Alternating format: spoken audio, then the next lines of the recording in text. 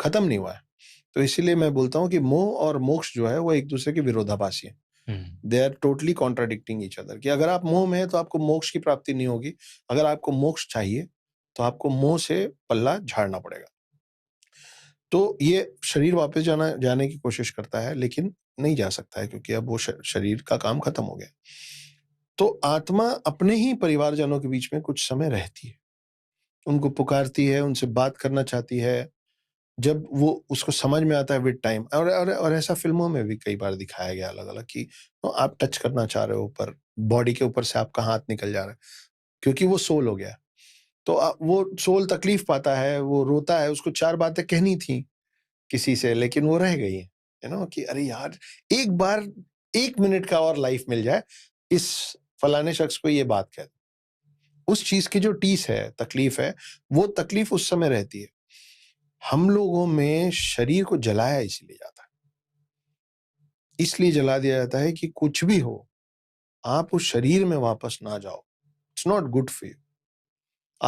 आप सोचो ना, आप एक शर्ट को खास करके गर्मी के समय में कोई 1 दिन पहन लेगा, कोई लगातार 2 दिन पहन लेगा। फिर उसको डाल के धुलवाओगे ना, हुँ। उसको फ्रेश करोगे ना। अगर तीसरे-चौथे दिन उसी शर्ट को पहनोगे तो शरीर को दिक्कत होने लग जाएगी। घमौरी होगी और बीमारियाँ लगेगी इन्फेक्शियस। शरीर वैसे ही है, वो शरीर का समय खत्म हो गया, उसको जाना है। तो इसलिए हम लोगों में माना जाता है कि उस शरीर को जला दिया जाए, क्योंकि अगर शरीर को नहीं जलाया जाएगा तो सोचो कि अगर कुछ करके, भाई हम लगातार we are growing, we are learning new things. तो आत्मा भी अगर लगा ही रहेगा कि कुछ भी करूँगा इसके अंदर जाऊँगा, आज नहीं जाऊँगा, 100 दिन बाद जाऊँगा, 100 दिन बाद नहीं जाऊँगा, 10 साल बाद जाऊँगा। वो उस चीज़ की कामना तो तभी रख सकता है ना जब वो शरीर है, किसी भी हाल में, पर वो है। तो हम इसलिए शरीर को का अंत कर देते हैं, और वो 13 दिन का जो पूरा प्रोसेस है, उसमें आपको हर तरीके से मुक्ति दिलवाने की कोशिश की जाती है। पंडित बैठते हैं, पूजा-पाठ होता है।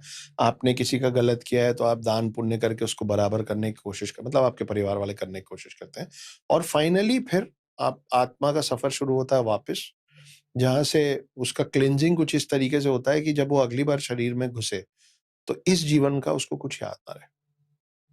तो वो रीबूट किया जाता है उसको, है ना? ये ऊपर जैसे यमराज और उनकी टीम करती है, या ये क्या सिस्टम होता है? कोई यमराज से जुड़ी कोई ऐसी कोई कहानी है? यमराज से जुड़ी बहुत सारी इंटरेस्टिंग कहानियाँ हैं, जिस पे लोग कम बात करना पसंद करते हैं। घरों पे भी बोला जाता है कि नहीं-नहीं यमराज मत बोलो, है ना? मौत पे बात मत करो। आप अपने आस-पास कभी बोलोगे कि सुनो यार, जब मैं मर जाऊँगा तो कोई जो बड़े होंगे थप्पड़ लगा देंगे कि